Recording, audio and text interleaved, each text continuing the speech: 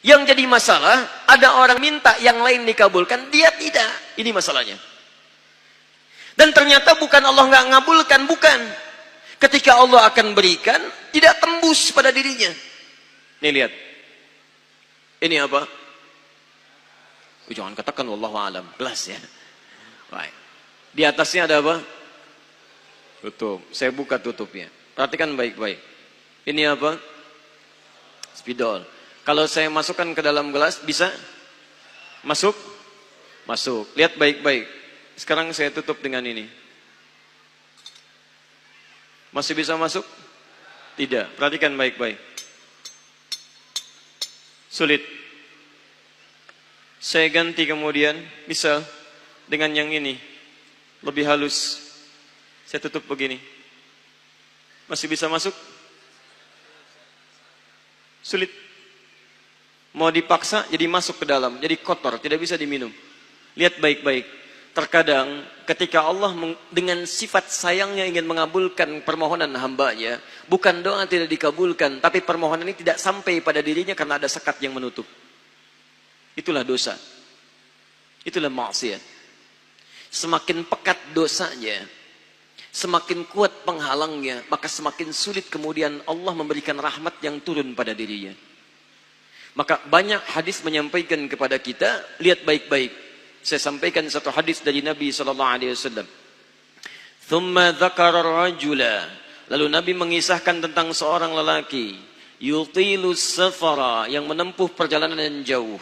Orang yang menempuh perjalanan jauh, maka doanya cepat dikabulkan oleh Allah Subhanahu wa ta'ala.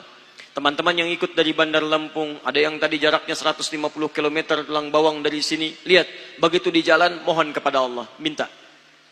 Ya, safar yang baik itu cepat mengabulkan doa. Orang ini safar. Yamuddu yadaihi ilas sama, dia mengangkat tangannya ke langit begini. Orang yang berdoa mengangkat tangan itu lebih cepat dikabulkan daripada yang diam. Hadisnya banyak. Di Abu Dawud nomor hadis 1480 sampai 1490. Awas, innallaha hayyun karimun. Allah itu maha pemalu dan maha mulia, dan akan merasa malu kalau meninggalkan hamba yang mengangkat tangan, menurunkan tangannya dalam keadaan hampa. Maksudnya, orang yang mengangkat tangan akan lebih cepat dikabulkan doanya dibandingkan yang diam. 3. Fayaqulu ya Rabb, ya Rabb. Maka dia berkata, ya Rabb, ya Rabb. Memohon dengan al-asma'ul husna. Sifat rububiyah Allah. Yang kalau dimintakan dikabulkan. Ya Rabb, ya Rabb.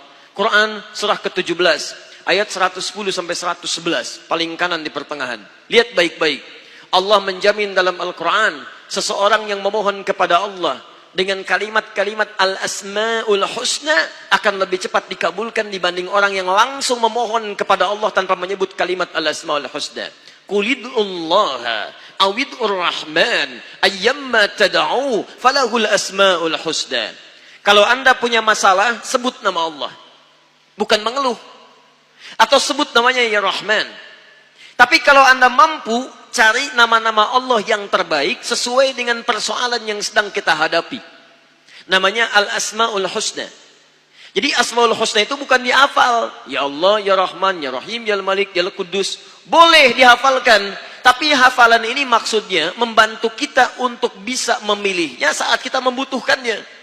Misal, Anda sedang punya masalah kesulitan. Mau berdoa, sebut namanya yang sesuai dengan kesulitan Anda. Ya Al-Fattah. Masalahnya rezeki, sebut ya Allah ya Razzaq. Di pekerjaan ada yang ganggu Anda, sebut ya Allah ya Jabbar. Anda punya masalah, ya Allah ya Sabar. Nggak harus disebutkan semuanya. Ya Allah ya Rahman ya Rahim ya Malik ya Qudus ya. Semua disebutkan. Masya Allah. Akhirnya yang tidak diminta pun diberikan. Anda nggak sedang punya masalah, ya Sabar ya Sabar. Sabar itu adalah permohonan kepada Allah supaya diberikan kesabaran saat punya masalah. Anda nggak sedang punya masalah, minta diberikan kesabaran. Itu artinya sama dengan minta masalah. Hati-hati. Banyak kalimat-kalimatnya, pilih. Kitab Al-Aqaid Al-Islamiyah, karangan Syekh Sayyid Sabiq, halaman 24-59, posisi paling kanan di pertengahan. Dikisahkan seorang lelaki bermohon kepada Allah setelah dia selesai menunaikan salat. Lihat kalimatnya. Allahumma innaka antal ahadus samad.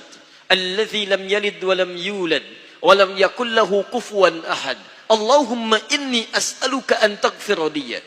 Dia sebutkan al-asmaul husna. Allahumma inni as'aluka innaka antal ahad, ahad, as-samad, al-asmaul husna. Alladzi lam yalid wa lam yulad wa lam yakul lahu kufuwan ahad. Allahumma inni as'aluka an taghfira liya. Mohon ampuni dosa saya ya Allah. Ampuni saya, ampuni saya. Apa jawab Nabi? At-tadri bimadza tas'al?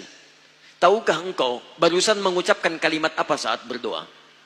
Kata orang ini, wallahu wa rasuluhu a'lam. Kata Nabi, lihat kalimatnya. Faqad du'ita bi asma'illahil a'zam.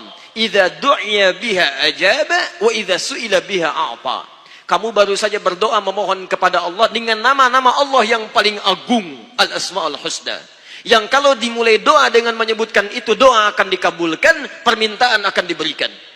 Tapi ini aneh. Lihat baik-baik. Orang tadi melakukan 3 hal. Perjalanan panjang. Masih ingat? Mengangkat tangan ke langit. Membuka dengan al-asma'ul husna. 3-tiganya dikerjakan.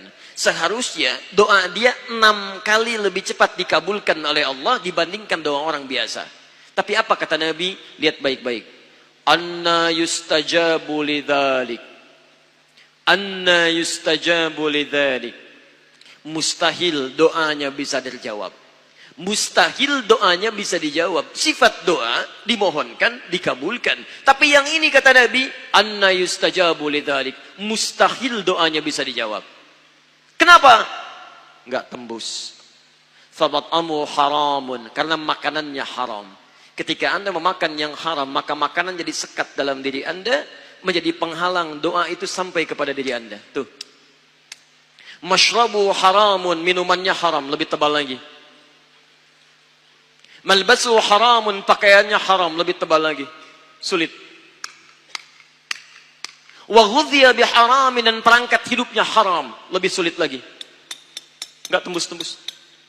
Yang paling celaka dibawa yang haram ke rumah. Dimasak kemudian oleh ibunya, dibagikan kepada anak-anaknya, muncul haram di keluarga, maka sulit turun rahmat ke dalam keluarga itu. Makanya kalau sudah maksiat terjadi, maka mohon maaf, rahmat sulit diturunkan, hidayah sulit masuk dalam diri seseorang. Maaf, ini yang haram beredar dengan darah, masuk ke dalam telinga. Quran kemudian muncul surah ke-6 ayat 25. Wa fi adhanihim waqra, di telinganya akan ada sumbatan.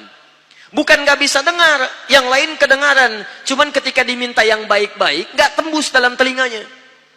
Konser musik di GBK, di Jakarta, Masya Allah, dari Lampung, kedengaran. Masjid yang jaraknya 5 meter dari rumah, nggak nyampe. Ini rumah dia, ini masjid, mikrofon masjid ke rumahnya begini nih. Sepeda ada, motor ada, mobil ada, kendaraan ada. Allahu Akbar. Hayya 'alas shalah. Enggak dengar. Qomat, enggak dengar. Konser musik yang jaraknya cukup jauh, Masya Allah, sebelum artisnya datang, tiketnya udah habis. Masjid kurang apa lagi?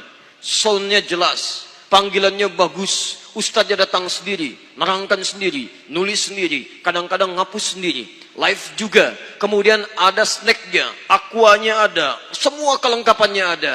Dengan semua itu belum menyentuh Anda, terpanggil untuk datang, coba cek maksiat apa yang sudah Anda kerjakan.